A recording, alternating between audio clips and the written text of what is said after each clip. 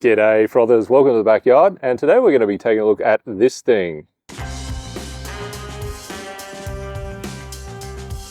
So this is a 8mm removable bolt from the Chinese shopping network Taobao. So firstly, big thanks to my mate Kevin from Climbing Taiwan for sorting us out with the shipping for these guys. Please go check out his channel as well while you're on YouTube. Bloody awesome, and you don't even need to be in Taiwan to benefit. In fact, out of all the online YouTube climbing stuff that I've seen over the years, his channel is the one that has actually taught me the most about climb bolting stuff. So this thing is obviously a copy of the 8mm Petzl Pulse removable bolt. And this little guy is one of my absolute favorite bits of gear. I did a video on them a while back, so go check that out. And this Taobao one is, basically a straight copy of that. So this guy is unmarked, and of course that means it is unrated. The hanger says 25 kilonewtons, but the bolt itself has no markings other than this arrow, so we don't actually know who made it, but it was sold by the Fine Food Art Brand Store or something like that. Got to trust the translation, I guess. And when asked, they basically said a friend developed these things, so whatever the hell that means. And as a result, these guys are pretty cheap. They're about 35 bucks Australian, with the conversion rates and everything. Really, you'd kind of expect them to be cheaper if they're not rated or anything, but hey, it's a first run product, I suppose, so they're still feeling things out. Anyway, let's take a closer look. Okay, so the Camnell version is actually styled on the new version of the Petzl, which has this more grippy kind of knob. But other than that, I believe it's pretty similar. So the hanger is free to rotate, and on that one, the hanger is actually aluminium, and it's rated to 15 kilonewtons. Super light as well. Camnell one, you'll notice, is a fair bit longer, and it's got a steel hanger on there. So the Petzl one has a very smooth action, and this has been used a fair bit, believe it or not. I'm just pretty precious with them. Smooth action. The wedge, as you can see there, is real shiny, and whatever steel they make the sleeve parts out of is super, super hard. So the Camnell one is pretty squeaky. It feels, like it's much more cheaply made. You can see there are tool marks down the side of the sleeve parts there. You can see there's lathe marks on the actual wedge. But yeah, it's nowhere near as nice as the Petzl one. But then it costs, I think nowadays with modern prices, about half as much, maybe a little less than half as much. So you'll notice I actually have a bit of concrete here. And I'm going to put these in concrete first, just because this is what that's made for. And of course, any chance to use a bloody Hilti. Now I've got an 8mm, a newish 8mm bit in there. This one, of course, has the PGM mark, that sort of wavy circle sort of thing on there. So that's a German certifying company. That means basically this drill bit is true to size. So if you're installing these guys, probably helps to make sure your drill bit is true to size. So look out for that.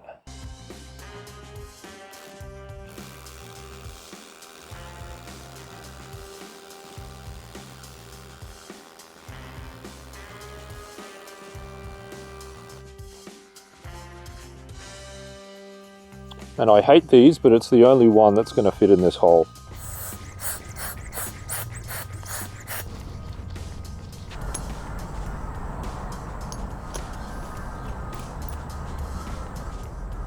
So that kind of wobble is the same that you would get on the Petzl ones, on basically all the Petzl ones. But that's okay, because it's not how it works. It's only engaged at the very, see? It's only engaged at the very bottom, so it's essentially a big post that's pinned to the bottom and can wobble freely because there's a slight difference in the diameter of the hole to the diameter of the shaft there. So it's no biggie.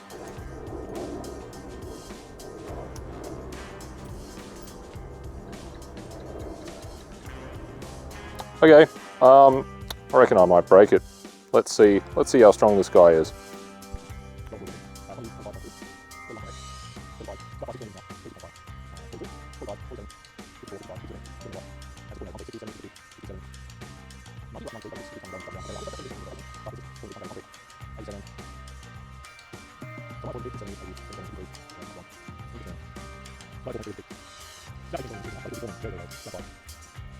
Okay, so it basically just progressively pulled out of the concrete. The hanger wasn't really, that damaged. It was bent slightly, but really it started deforming at 5 or 6 kilonewtons. The biggest thing, it was just slipping out of the concrete at, you know, around 6 or so. So this is 32 MPa concrete. This is the same stuff I've used for all my, well, you can see down there my drill tests.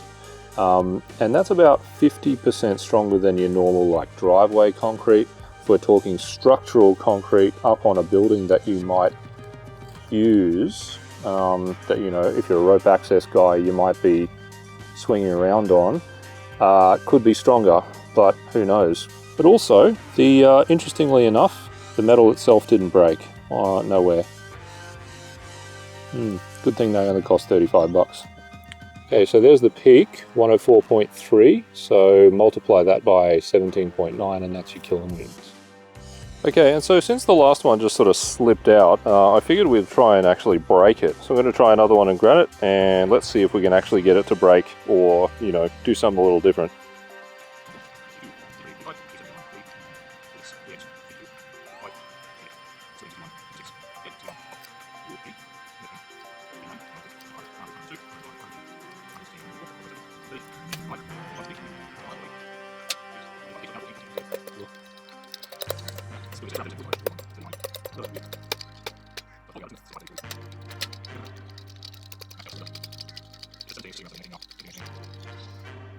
Okay guys, so pretty interesting actually. We ended up with the exact same failure mode in both. In fact, I'm kind of forgetting which one's which. I think that's the Granite one. You can see it's a little bit more damaged. So along the shaft there, it's actually scratched by the rock, and the hanger has a bit more of an indent in it where it was pulled than the first one.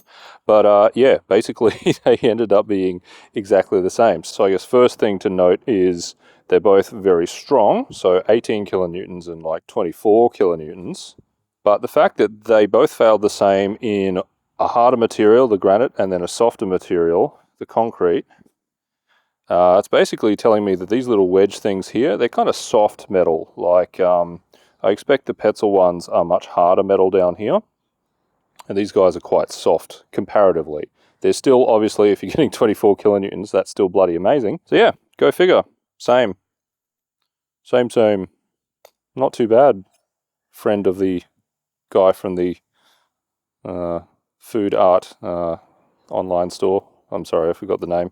So there you go, guys. This thing turned out pretty strong, but they do not seem all that durable. I bet the steel is a lot softer than the Petzl ones. You can see that the way they're made is just not as good. So no, I don't expect them to last very long. But one thing's for sure, if these are affordable and available, that means there's a lot of guys roping around construction sites and buildings, you know, doing aircon installation and stuff like that all over China, who can probably now actually afford to get a little bit more protection than they otherwise would have. And that's only going to be a good thing, you know. Now, these are obviously just a copy of Petzl, which I guess might annoy Petzl, might not. I don't know if they've bothered entering the Chinese market because they know something like this is going to happen. I doubt they have, you know, patents filed for these in China. I doubt they would defend those patents if they had them.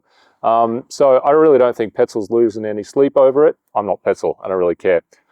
This is a good idea, and as always, I think that good ideas should propagate, especially if it means that more guys on work sites, for example, are going to be coming home safe at the end of the day. And in a way, I'd trust the Taobao ones potentially more than the Petzl ones, just because they're longer, you know.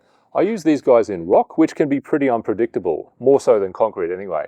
So having the extra embedment, I think, is a great thing, and I do wish the Petzl ones would too, because when you're drilling in rock, especially once you've damaged it a bit with the drill, you never quite know how strong that little piece is going to be. So yeah, I mean, I'd trust these well enough.